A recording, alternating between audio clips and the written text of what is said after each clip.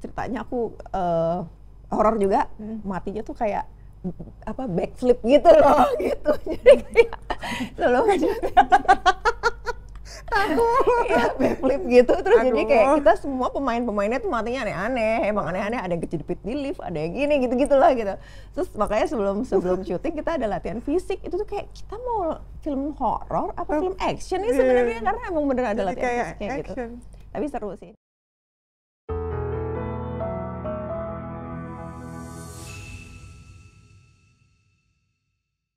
Halo people semua, senang banget saya Reza Broto Asmoro bisa ketemu lagi sama kalian.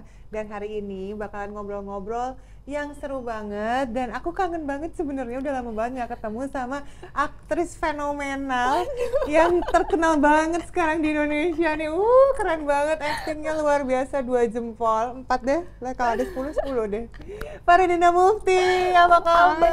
Baik. Aku kangen banget loh. Sama, makanya kemarin pasti hubungin, oh my god Kak Reza apa kabar? Udah lama gak ngobrol-ngobrol kita. Dari zaman perpejenan ya.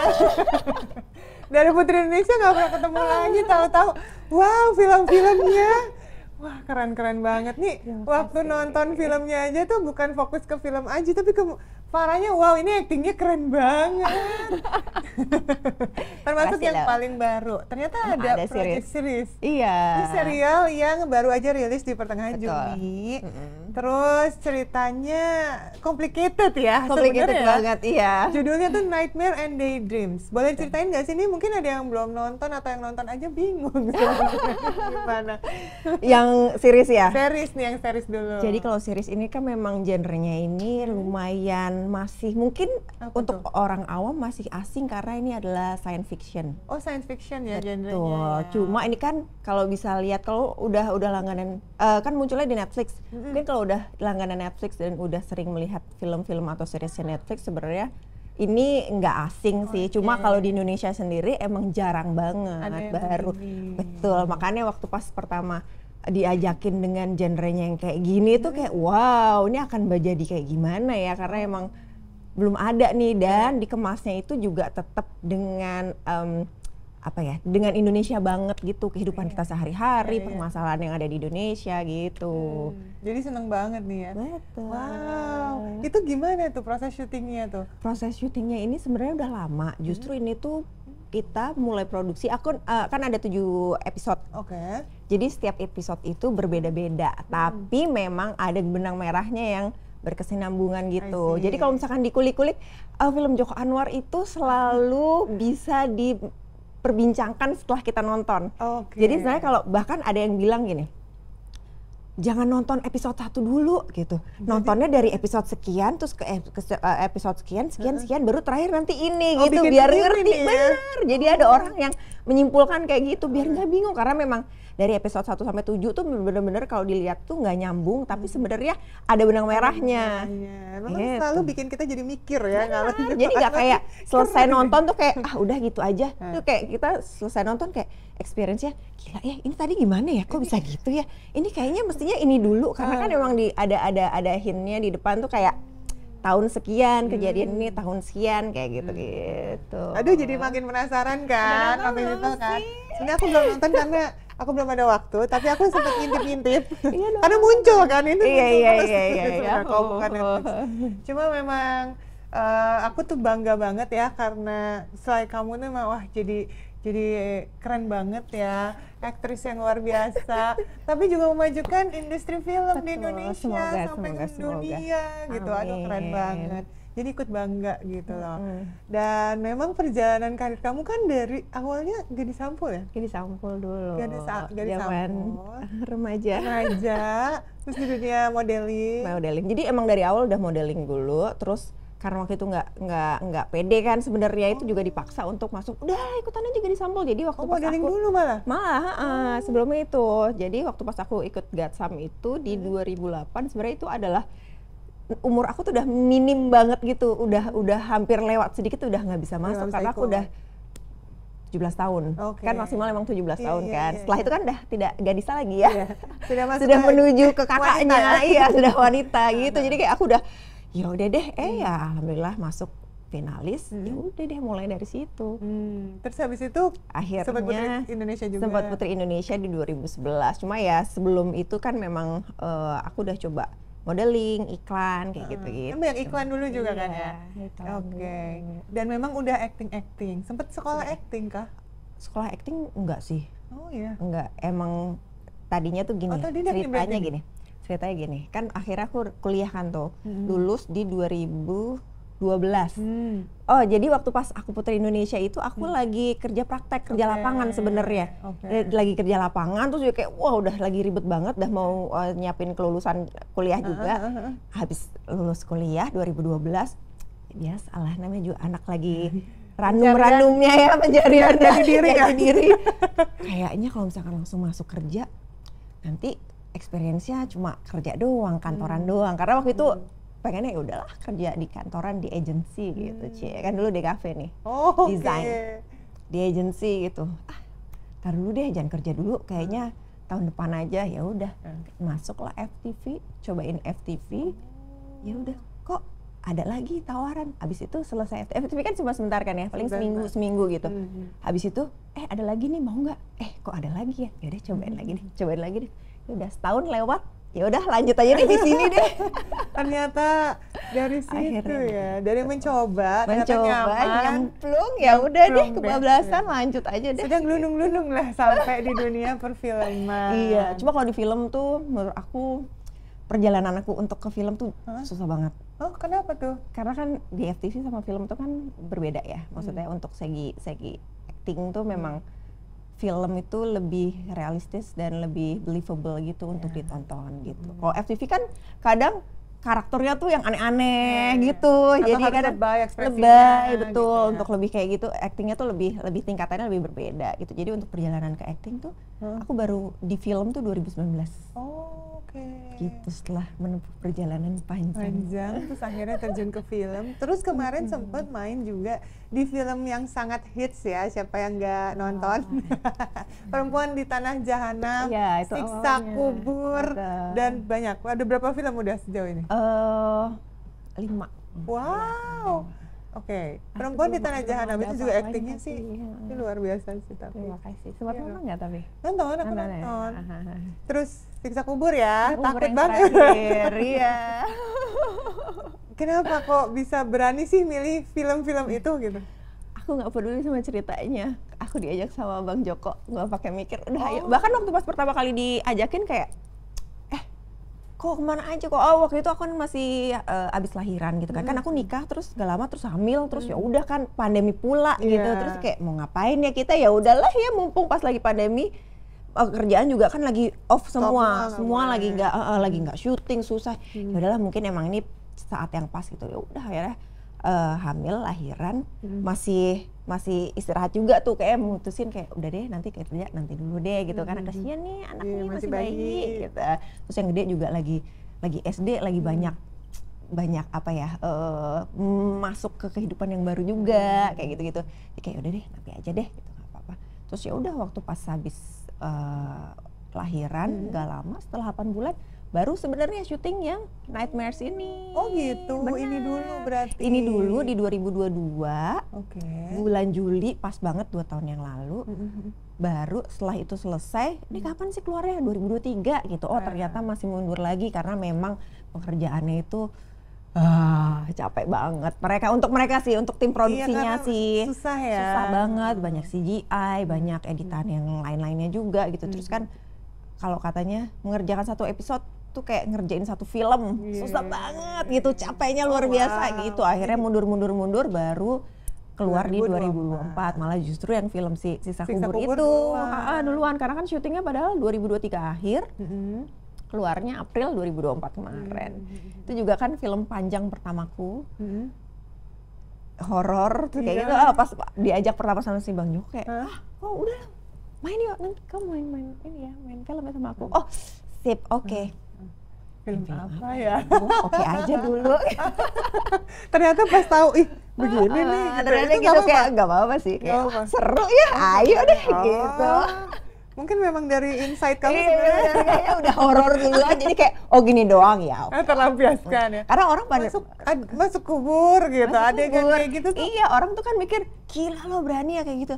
Ya udah sih, kan itu cuma ini doang ya, set. Ada yang set dan ada yang beneran sih memang.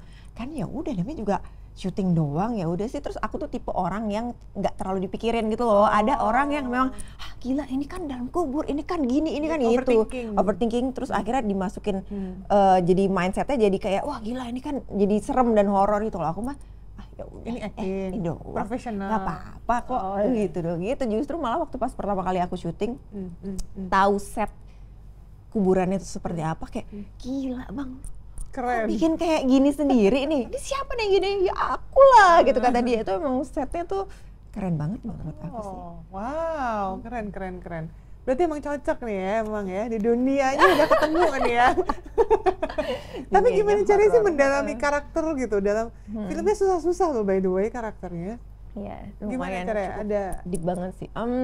latihan atau Udah pasti kan kita kan kalau mau film kan ada proses reading gitu. Kalau memang ada, biasanya kalau yang film-film sebelumnya ada juga film horor tuh aku ada latihan fisik karena emang kayak ceritanya aku horor juga, matinya tuh kayak apa backflip gitu loh gitu. Jadi kayak loh ya backflip gitu terus. Jadi kayak kita semua pemainnya tuh matinya aneh-aneh, emang aneh-aneh, ada yang kejedipit di lift, ada yang gini gitu-gitulah gitu. Terus makanya sebelum syuting kita ada latihan fisik. Itu tuh kayak kita mau film horor apa film action nih sebenarnya, karena emang bener ada latihan fisik kayak gitu. Tapi seru sih. Nah itu kalau untuk yang terakhir ini Siksa Kubur nih, Joko tuh apa ya, salah satu director yang emang dia tuh tahu film apa yang dia bikin, karakter apa yang ada di film itu. Jadi dia tuh benar-benar explain, maksudnya dia menjelaskan ke para pemainnya tuh sedetail itu. Bahkan kita kayak dapet kayak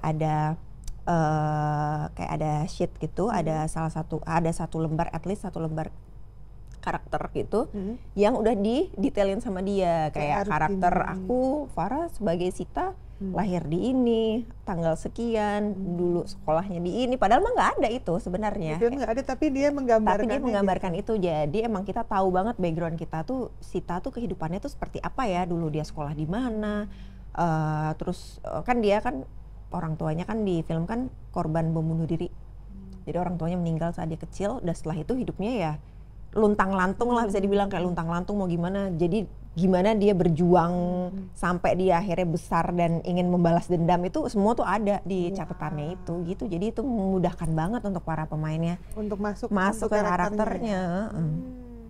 Wah, oke, keren banget. Dan sebenarnya kalau dilihat dari kebanyakan yang diambil genrenya horor ya? Sekarang untuk film, karena film kebanyakan horor. Tapi sebenarnya paling suka genre apa sih? Apa aja sih sebenarnya aku, karena horor udah, komedi waktu itu udah Guru-Guru Gokil pernah. Kayaknya drama percintaan belum, Cim. Kita ada yang mau menawarkan. Semoga ya, drama percintaan. Karakter lain-lain juga ya? Pasti. Orang gila belum, orang stres belum, ya gitu sih. Yang aneh-aneh aja lainnya. Aneh malah, pengen mencoba hal baru ya. Tapi yang paling berkesan selama ini memerankan karakter apa? Kalau aku sih karena yang terbaru ini si Siksa Kubur, karena dia memang kan menceritakan tentang si Sita yang aku peranin itu kan. Jadi emang aku tuh di film itu berpengaruhnya tuh lumayan banyak. Jadi emang lebih apa ya, tantangannya lebih banyak aja dari yang sebelum-sebelumnya. Jadi itu sih, karena kan ya. Tapi dari filmnya sendiri juga apakah Siksa Kubur nih ya? Yang paling, yang paling berkesan ya? Iya sih, kayak masih itu sih, masih itu pemenangnya. Tapi sebenarnya masing-masing ada keseruannya sendiri sih. Kayak waktu pas Guru-Guru Gokil tuh kan mainnya sama orang-orang yang gokil semua ya. Ada si Boris Bokir, ada Gading, itu tuh setiap di lokasi tuh yang ketawa terus bercanda aja, ngobrol-ngobrol, gila aja emang mereka kan. Begitu kayak masuk ke film yang genrenya berbeda gitu, ya kita di dalam tuh yang begitu sad sih, tapi ya udah. Itu karakter kan jadi diam-diam ya? Bener. Cuma di luar itu sih ya kita tetap bercanda-bercanda. Kayak biasa. By the way, kalau selama ini acting kayak gini, sama suami didukung atau malah justru ditantangin atau dikasih masukan gitu nggak sih? Dia itu sebenarnya aku selalu nanya sih sama dia kayak ini oke nggak ya gitu untuk ini. Kayaknya mending kamu yang gini-gini deh kayak gitu-gitu. Jadi kalau misalkan emang habis main film apa gitu, komen dong, gimana dong gitu. Cuma dia kadang suka agak-agak ya bagus, cuma kayaknya kamu bisa gini-gini gitu. Agak masih ngejaga, mungkin takut nggak enak juga kali ya, takut nyinggung kali ya. Cuma ayo dong, komen dong, apa sih, gimana kayak gitu.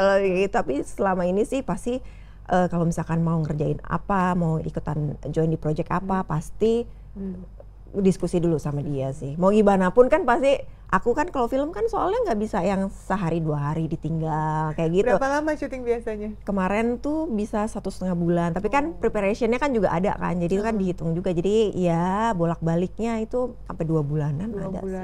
Tapi fokusnya ya 2 bulanan kayak gitu. Apalagi kalau misalnya di luar kota. Kemarin sempat juga ada project di Jogja, walaupun sambil pulang kampung kan aku gitu kan enak gitu. Cuma ya harus di Jogja kayak 2 minggu gitu kan nggak pulang. Jadi kan itu pasti kan aku diskusi dulu gimana nih, tapi aku syutingnya misalkan di luar kota, kamu oke nggak, kerjaan kan dia juga ada, misalnya dia mengerjakan kerjaannya juga, aman nggak nih anak-anak gimana gitu. Kayak kemarin ke Jogja ada kerjaan juga, syuting di sana, ya udah akhirnya yang kecil aku bawa gitu untuk mengurangi beban yang di rumah. Jadi ya udah deh, yuk ikut aja yuk gitu. Jadi biar lebih ditinggal lebih enak, lebih aman, lebih nyaman juga untuk dua-duanya. Seneng ya. Apalagi ini kan sutradara bisa tahu ya perspektif dia apa ya. Wah. Kedepannya ada rencana apa lagi nih, Far? So far sih aku belum boleh belum boleh. Ini enggak sih, bukan project sih, cuma memang film Siksa Kubur kemarin. Ini pengalaman baru juga. Si Siksa Kubur ini mendapat undangan dari Bucheon International Film Festival di Korea. Gitu. Jadi Juli besok insya Allah kesana untuk mewakili Siksa Kubur. Congrats ya, seneng banget. Ini juga kayak wah yang bener ya, aku aja denger film kita diundang untuk ditayangkan di Bifan, namanya Bifan di Korea ini. Tunggu sebentar. Aku proses dulu ya, aku shock banget nih gitu. Ya jadi dari kita perwakilan ada 2 orang karena Bang Joko nggak bisa, jadi produser dan pemain ikut ke sana kayak yang bener nih Mbak, serius nih. Ih seru, sukses terus ya pokoknya ya. Semoga proyek-proyek selanjutnya juga berjalan dengan lancar. Terus pokoknya booming semuanya. Amin. Sama-sama ya. Nanti semoga kita bertemu lagi di podcast yang lain. Nanti kita ketemu di kerjaan lain mungkin. Kerjaan lain ya, semoga ya.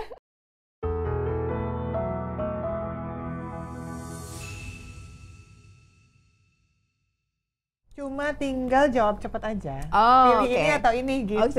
Siap ya. Tapi nggak boleh mikir ya, nggak boleh mikir ya. Nggak boleh kebanyakan mikir. Nggak boleh kebanyakan nih, pakai alasan. Pakai alasan tapi boleh. ya. Kenapa? Okay. Pendek aja, nggak apa-apa. Ya.